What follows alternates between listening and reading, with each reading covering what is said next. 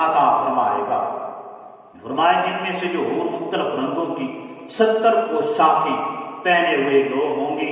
اور وہ سرخ رنگ کے موتیوں سے جڑاؤ کیے ہوئے ایک پلنگ پر بیٹھے ہوں گے اور ہر پلنگ پر 70 بستر بچھے ہوئے ہوں گے اور مختلف اقسام کے کھانوں سے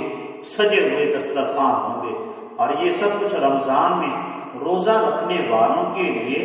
روزہ کا اجر ہے کہ جو اللہ رب العزت کی ذات انہیں اس کے سبب سے عطا فرماتی ہے۔ اور